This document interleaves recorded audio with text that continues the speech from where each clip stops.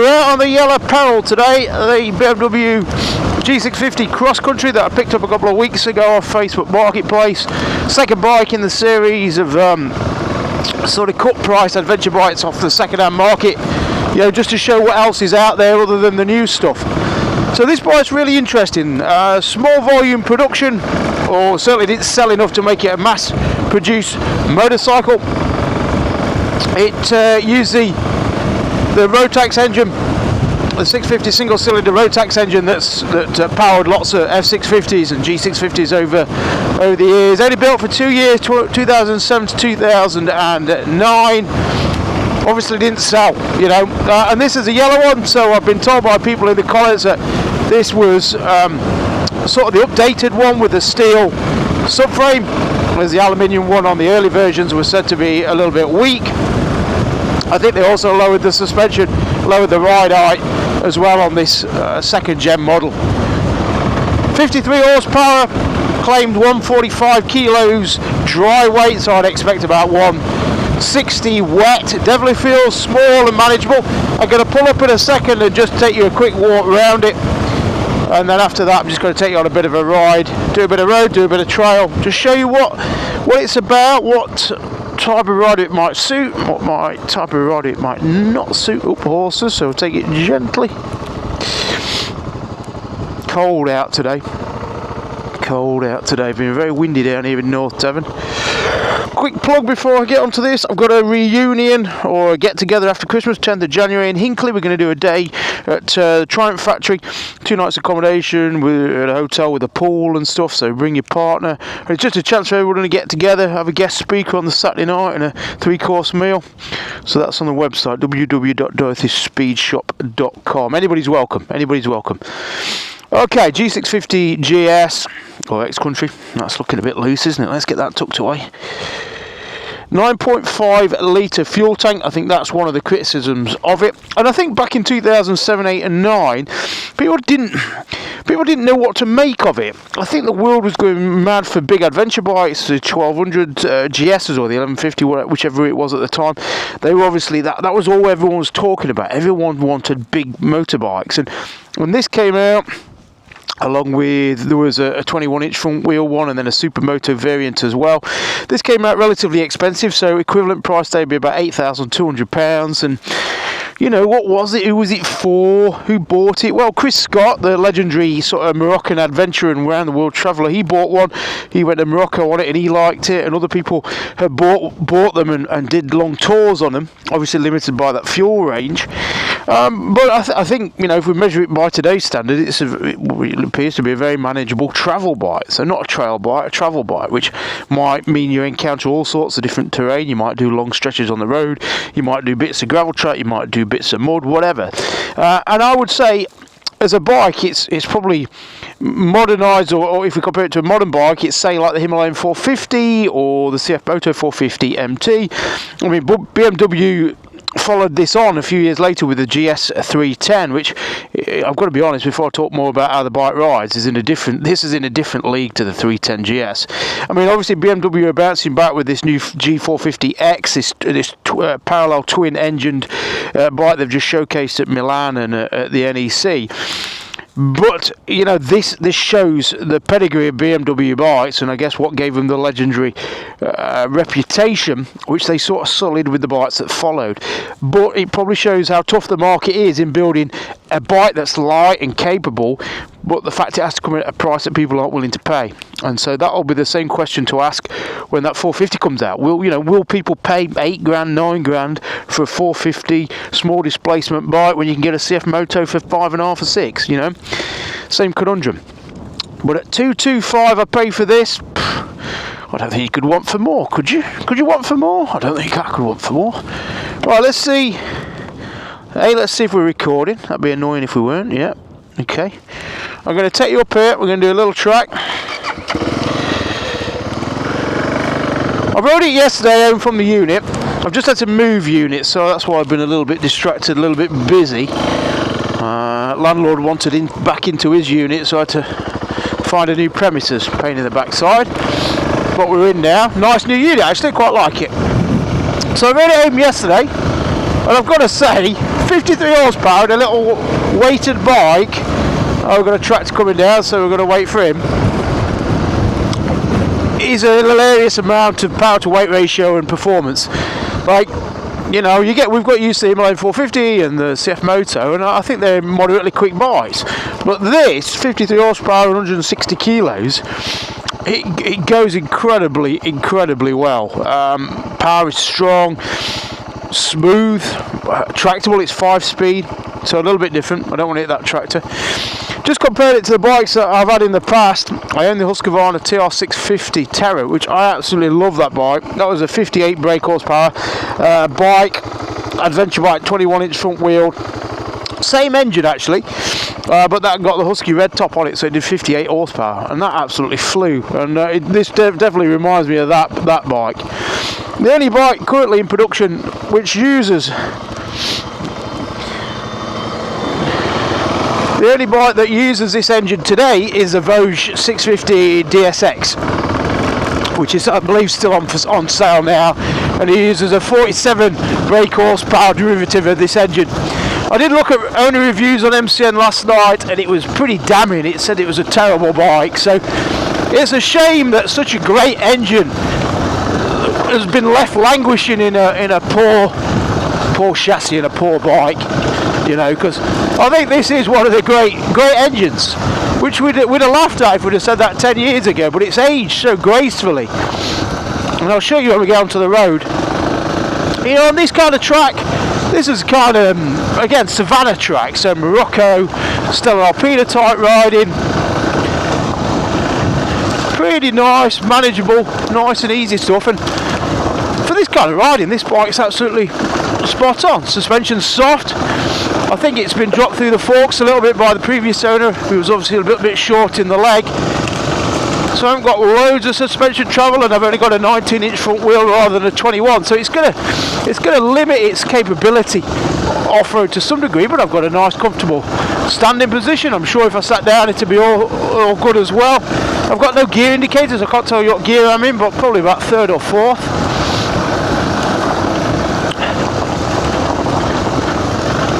I'd say, right, it's nice and composed, very quite floaty, quite soft suspension.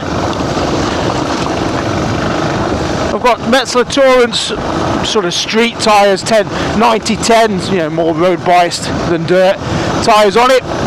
So it's not going to offer me too much grip, and on a trail like this, I don't think you need a knobbly tyre, you know, I really don't. I think if your plan is only to ride this sort of stuff, you don't need a 50-50, you know, an 80-20 at best is all you need. Like a TKC70 or something like that. Okay, just going to open it up a little bit.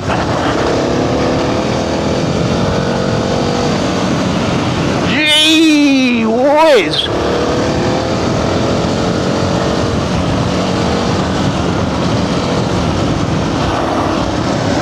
That's 55 miles an hour, just glancing there.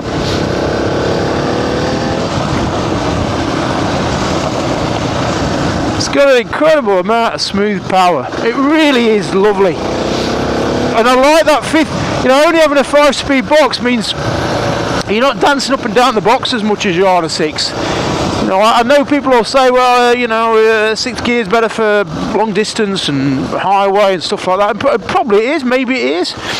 But I don't think, oh, that's got me clean bike dirty. I don't think 5-speed is a deal breaker. Some people report it to be. It's same with that new DRZ, you know, oh, well, what a shame it's not 6-speed. Oh, I'd have had one if it was 6-speed. It's like, is it really that much of a deal breaker? I don't know. I suppose we all gauge what we like in a bike differently, but for me, you know, a 5-speed box, same as on the Himalayan 411, I quite like it.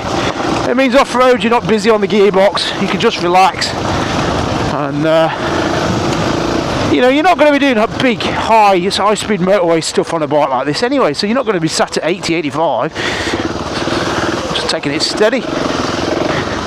Okay, no worries there, absolutely no worries there, quite like that. You know, as I say, a bit soft, but this is a bit that makes. Okay, second gear.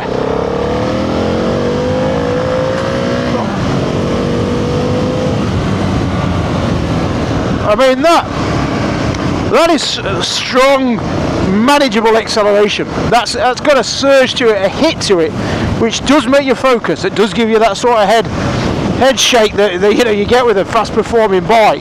It's got that go. It surpasses.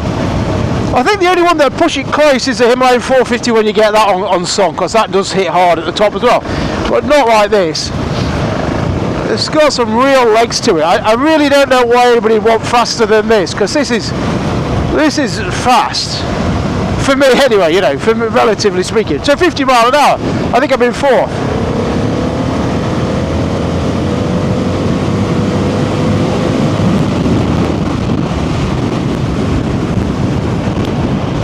I mean, that roll on there was from 50 to 80. I should admit that, but that's to 80.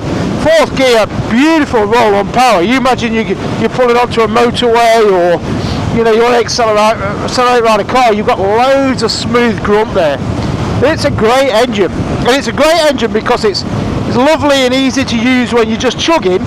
You know, it's always on torque. It's got torque there. It's got a nice throttle control. But then when you want to widen it out, it gets up and goes. It transitions from slow to fast really nicely, and I really like that about the bike. Weight-wise, it feels like you're on a small little 125. To be honest, it feels like you're on a Terra 125 Adventure, or just something really small and manageable. Then you wind that throttle out, off we go. Fifth gear roll on is good. In my experience of riding with lots and lots of different riders on lots of different bikes, this has got the power for the vast majority of those riders. Performance-wise, acceleration-wise. Brakes are good as well. Got nice, I think the Brembos front and back. To say it's a small bike, I've also got good cockpit space. Can't say that with the cold lips. Oh, another tractor. Got our tractors are out today. Thanks, mate.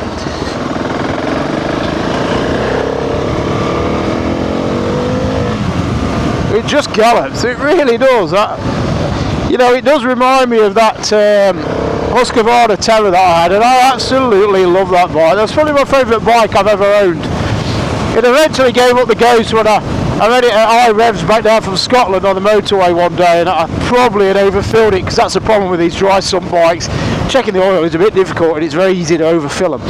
And I think I blew the head gasket on it and pushed all the oil into the airbox, and in the end I sort of sold it as scrap, which was, I'm not sure if it was a good thing or not. And the chap came down to buy it who he owned and ran a car park, so he paid for it in pound coins, 20s, 10p's, 2p's, everything. I came with a big bag of coins, and I jovially put on Facebook that I've just sold a bike and this is what they paid with.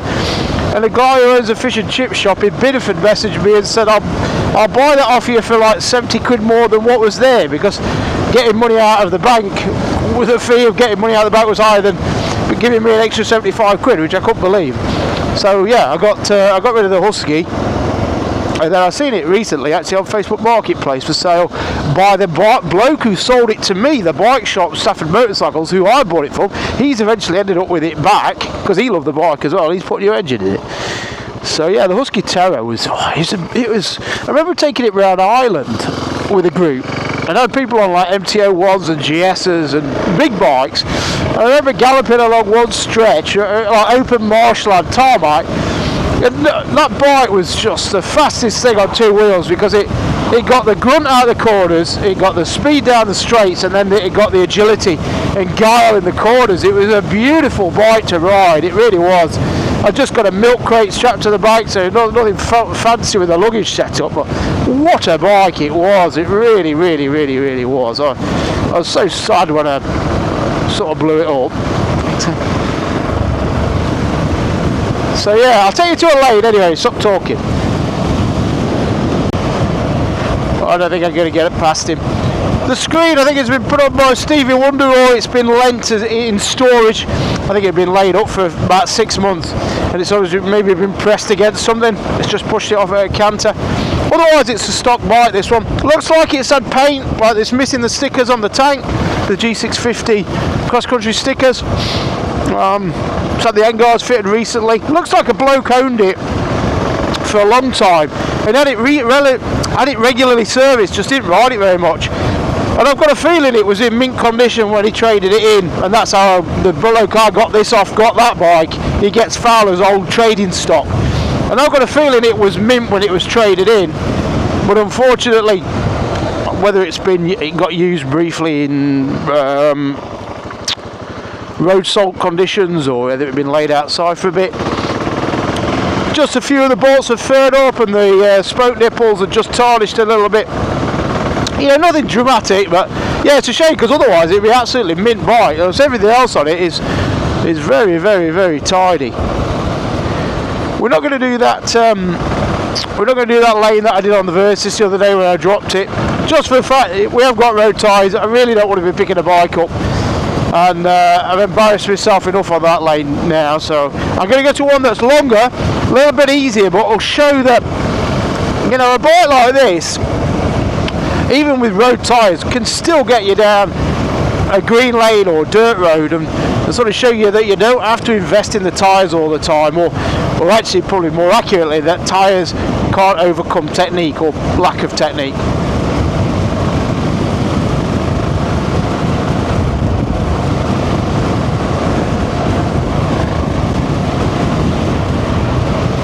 I just can't do it. I can't miss this lane, can I?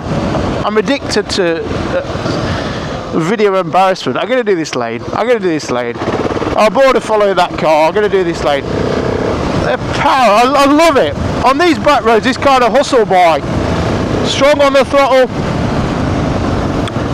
You know, there's an argument for single or twin. I don't think it matters that much, really. I really don't. This gives good smooth power. A twin gives good smooth power. Horses for courses, really. Okay, let's do this. Again, road tyres. We've still got the rubbers in the foot pegs, which is not ideal, but we shall adapt and overcome.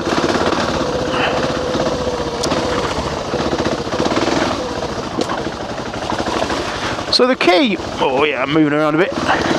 The key with riding a bike off-road on dirt like this, crucial, is that front tyre. That is where the focus of your attention has to be. Because whether you've got a knobby on or not, what you're trying to avoid is to overwhelm that front tyre.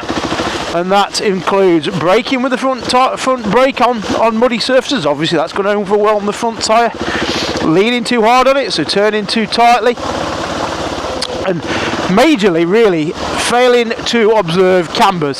So you can see I'm riding down this rut now. It's very crucial that I stay in this rut, because if I let that front tyre drift up the side of this shallow rut, that front wheel's going to go from under me. And I have to be very careful not to let that happen, because when that happens, people go down really quickly and really hard. It's almost a collarbone type of crash when that front end just goes down on you, because you come down with quite a bit of inertia. And the main way of controlling the front wheel and the bike on a lane is clutch control and low speed control. And I think clutch control is one of those skills or elements of a motorcycle which a lot of people don't have great skill at doing. I think they've learnt to ride a bike, to use a clutch to get going, and then ignore it until they come to a stop. And you can see that in action whether you're on a trail, you know, when people are riding with the throttle open and no clutch control, because then the bike's getting away from them. Or you see it on narrow hairpin type corners in the Alps, or in Scotland even, where people can't do tight turns because they're not on the clutch. They're just going around with the throttle open, which means they run wide, which is obviously very dangerous to do. So I think if you're going to learn, or if you're going to practice one skill to improve your riding overall, not just trail riding, but your entire riding, is clutch control. Realise where your biting point is, walk with the bike, get off the bike and walk the bike, just using the clutch, and realise how little throttle you need, or how much throttle you need to keep that bike going. Because if you can ride a bike at slow speed, just on the clutch, then you're far more able to tackle technical or tricky situations, because you're in control of the bike. As soon as you let that bike get away from you, the bike is the master, and you have to be in control of that clutch so that you are the master. You know, it's no good letting the bike ride itself, and I see that often actually when I put people on a bike and they get into a situation where it's a little bit tricky for them. So instead of pulling the clutch in, because that's your safety mechanism, pull the clutch in, right, I'm on control of the bike. They don't do that. They leave the clutch out and then they keep the throttle on, and if sometimes wind it out. So they hit the obstacle even faster, and then when they're in the obstacle they keep the throttle on, and then it all goes to rocket, rack and ruin. So let's see if we can get up this climb, this my nemesis climb. I don't think we will. Yeah, Torrance tyres, it's a nice light bike, it's a nice manageable bike. I can't imagine how good the X Challenge was with the 21-inch front wheel. I guess it's much like that Husky Terror. You know, just a great all-round bike. That Husky Terror was a little bit heavy, felt heavier than this does. But as I say, great as an all-rounder. Let's see how we get on. Hi-ho Silver. Wish me luck. Second gear, I think it's going to be a first gear climb on this. I'm going to have to get my eyes checked because I'm seeing sort of blurred vision. Is that good? Okay, come on. It's a bit drier than when I came up. Whoa, a bit drier when I came up it the other day. Not going to get it going, am I?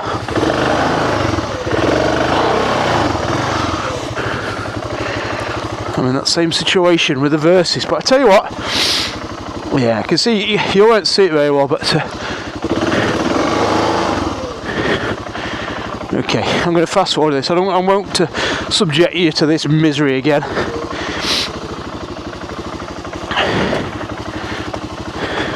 But very easy to manage, like just bringing it backwards now.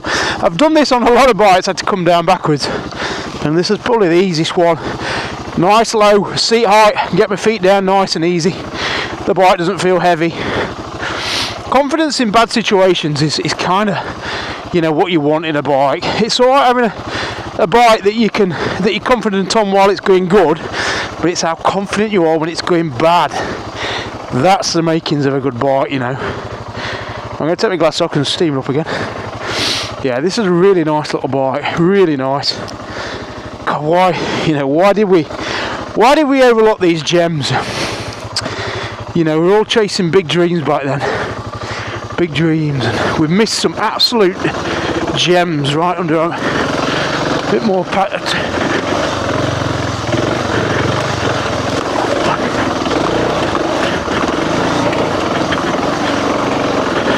There we go.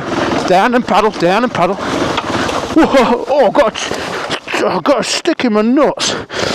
Ah, my nuts, man. I tell you what, you can't predict what kind of injury you're going to pick up on a trail ride, eh? I nearly got penetrated by a stick right in my ball sack. That would have been a horrific call to A&E, wouldn't it? What's the problem, sir? Well, I'm on a lane, just off of the hospital actually, quite good by coincidence, and I've got a stick right up my groin. How did that happen, sir? Oh, I was riding a motorbike, and I was doing alright, and then the stick flicked up, and then it just happened to burst through my groin area, and I bleed out to death. Imagine that! Imagine that! How many miles I've done in life, and I died 4 miles from home because a stick severed my artery, my femoral artery. Oh well. Right, I'm going to take you. I'm not going to do snapper because I can't be arsed, to be honest. I'm going to take you to the road to the lane. I'm going to take you on a different lane today. Lovely lane. I think it'll be very much suiting of this bike. Then what we'll do that lane, and then I shall hit the road and just show you what kind of road bike it is. And what's the point here? You know, you say, what's the point in doing this? What's the point of buying a bike, riding it around, saying what it's talking about? Well, two things. To remind people what kind of bikes are out there and what they're capable of. You know, to say, look, there's some fucking great bikes out there in the classifieds that can do the job that you want doing, and can do it at a price that's far less than what we're going to pay for a new one. And a lot of the bikes are sort of unsung heroes. They've faded from glory, faded from memory. But actually that makes them really good, cost effective and very appealing on price. And the second one is also to use these bikes as a measure, a yardstick of how far we've come or how far we've not come with modern bike design. We're all frothing at the mouth about new bikes, this rise of the small bike scene, which is great. You know, it's great that we're starting to shine a light on those bikes that give people the right tool for the adventure they've always wanted to go on. And we're all sort of eulogising them, you know, the greatest thing, the unicorn, CF Moto 450 MT, the unicorn, you know, which I still think it is in the modern era. But 10 years ago, arguably, they were building better bikes. Case in point, this XCountry, this cross-country, this, you know, the most direct comparison I can make of this bike to one on sale at the minute is that Himalayan 450. Both single cylinder, this has got more power, this is lighter. The engine itself, this engine itself is why this is so sweet. Like now, 23 miles an hour in 4th, 5th gear, this is as smooth and as tractable. It's just doing a really effortless job. And you know, my complaint with that Himalayan is when you ride it slow, it's just a bit. It doesn't give slow speed well. It does fast speed well. It does high revs well, but low speed it all just feels a bit unfinished.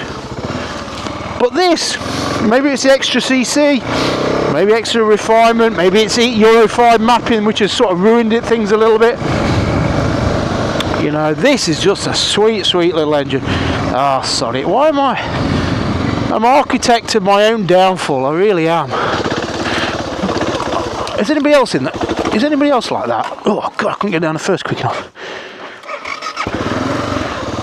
It's got a good gearbox, but I just didn't give it enough time to oh. Okay. First gear. Finger on the clutch just to work my way over. Ooh. Drive. Oh, God, slippy foot pegs aren't helping. What's helping a lot here is it's a lot drier than when I last came up here on the CF Moto, on the Himalayan, in fairness. Manageability, eh? Absolute king of manageability. So, how can we get this bike built today? What would need to happen? Well, I think the Himalayan again has got the closest architecture to it, but it needs to shed weight, 15 kilos as a minimum. It needs refinement at the low end, and it arguably needs a touch. It doesn't actually need more power, that Himalayan. It just needs smoothing out, making more linear power, more manageable power, rather than top end power.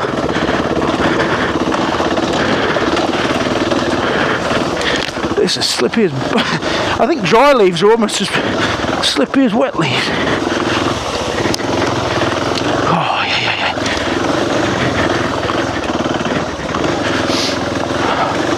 Yeah, I've got to get my eyes checked. All I can see is like a blurry, leaf-coloured vision. Oh, fuck. Oh, yeah. We've had some storms around here, haven't we? Oh, I'm stuck in it now. Oh, shit, mate. Thwarted by it.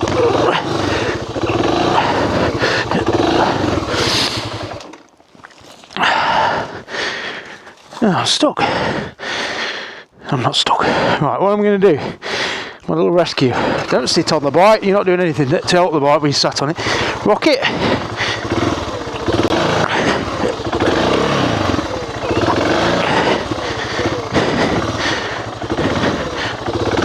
There we go. Right. Gentle.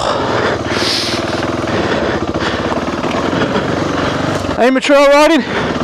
Come back in one piece, isn't it? That's always the aim of trail riding. Go out and have fun, but aim to come back in one piece. Otherwise, you've had a bad day. You know, broken bike, broken body, easy done. We can always come back and have another go another day.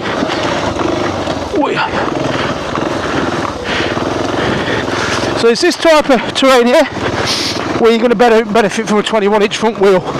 This 19, obviously it's smaller, so it makes more of a deal of the rocks and roots. The 21-inch is more likely to roll over it.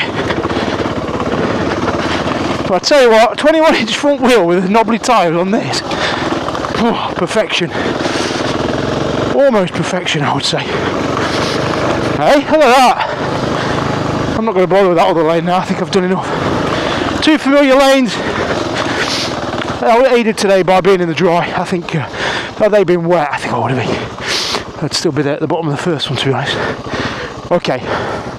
I'm going to stop in a second. I'm just going to give you a quick download.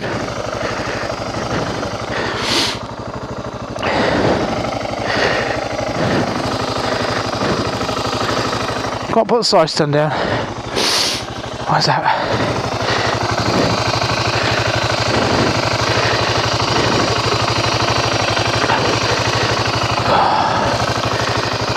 Okay. I think I bent the lug on the side stand. Oh, shit, mate. Oh well, let's worry about that and fix it later. Let's keep riding. I'll see you on the road.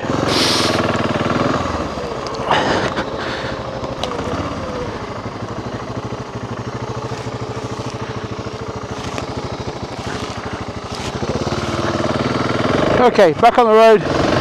Just want to show you what it's like through a series of corners.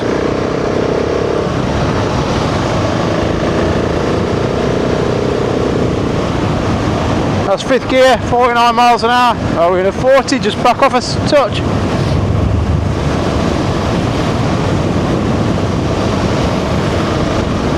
It's a beautiful time of year to be in North Devon, to be honest. Nice and quiet, not much traffic around, especially when the weather's good and it's dry. Okay, just going to widen it out a little bit.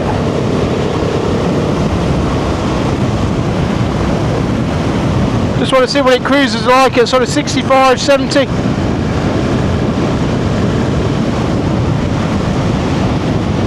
Down the fourth. Stay wide in that corner. I want to get away from that white line. We've got a road closed ahead. That's annoying. That was going to be my open flowing road. Let's go left. I know where we are. Power there, power. Smooth, it's exhilarating, it's quite exciting, you know. It means that when you're riding the bike, you can either be docile like this, and it's happy at this, 40 miles an hour. Do this all day long, travel down to Italy, travel around Morocco, wherever, all day long, ticking along. Then you want a bit of power, knock it down again. I've got legs, I've got energy.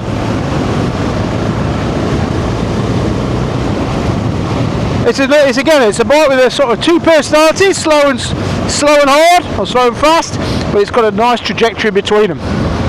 Lovely to sort of wind it between the two, to blend your riding depending on what mood you're in, what conditions you're riding to. You know, you can ride this aggressively and fast, or you can just potter. You know, potter along, no worries at all. It's a very impressive bike, very impressive.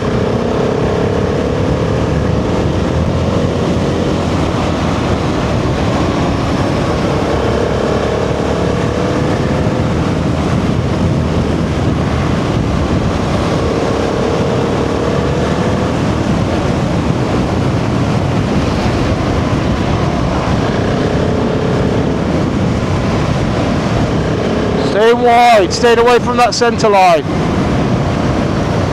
or the danger line, let's call it. I don't think you'll mind me saying this, but Richard Rowe, who was paralysed in the accident last year, he got to see the video of the driver that he had the collision with in the Alps, the collision that paralysed him, and the dashcam footage showed that Richard had crossed the white line. And it was a corner, having stood and observed the corner, on which 9 out of 10 riders crossed the line because of the setup of the corner. It forced people to turn in early. There was an off-camber towards the drop of a cliff. It focused the mind to turn in early, and turning in early, 1 in a million times, caused the collision between bike and vehicle. But Rich saw that video for the first time, and he had to accept that he was at fault. Which, as you can imagine, as a very experienced rider, is very hard to stomach, especially a decision or an incident that has cost him his mobility and his life plans and everything else. But as he said, it's important to let everyone know, to show everyone how easy it is to do it, and to train people and to encourage people and educate people to stay away from that white line. I see I must see 80% of my riders on tours too close to that white line. You know, they've riding years, they've got away with it, but they're all too close. On a tight, say you're riding in Europe, you're riding turning around a tight left with blind visibility, they're right on that centre white line. Now if anything comes around that corner running wide, or there's a wide bus, that's taking their head off, it's taking them out. The safe line has got to be as far away from that white line as possible. It's the only way to ride safely in poorly sighted roads or riding conditions or unfamiliar ground when you don't know the territory. You know, the whole apex hunting riding that we learnt in the 90s during the sports bike era, it's absolute bobbins. It's gonna get you killed. You have to learn to stay away from that white line, or else the consequences is death or paralysis. You know, no beating around the bush. White line riding is gonna come back to bite you one day. So join the IM, join ROSPA, or just, there must be some tutorials online. I'm thinking about doing some myself, along with Rich, who I'm sure has got a lot of input into it now, to get people away from that centre line, to get them as far away from it as possible. That's some good lanes off here, actually. I just realised where we are. I'm taking a slightly different route. There's a great lane comes up there. It's not one for these tyres though, I've got to be honest.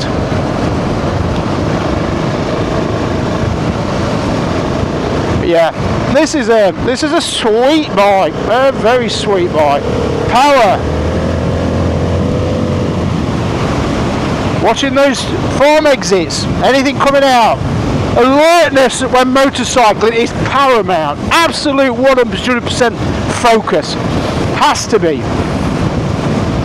We're not pissing around on motorbikes. This shit gets us, these things that we love get us killed. And it's upon us only. We can't rely on car drivers. It's upon us as riders to keep ourselves safe.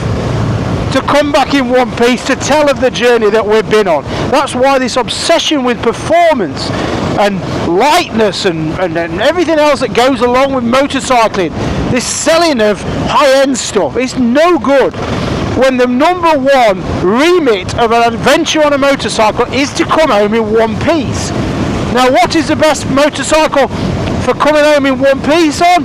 It's a one that you feel most comfortable, it's a one that you've got control of, it's a one that's forgiving, that balances you out, that works with you. So yeah, so the obsession with size and weight has set people back. It's inhibited their ability to travel, to adventure. You know, that's my, I don't know where I am, to be honest. What's that junction? So on that note, I think I'll sign off because I've got nothing else to say. G650 GS or G650 cross country. I'm going to take you back to the unit in a second. I'm going to tell you what the wet weight is on my scales. I'm going to tell you what my average MPG is for this little journey out. And then we'll conclude. Way, middle of the road. Over and out.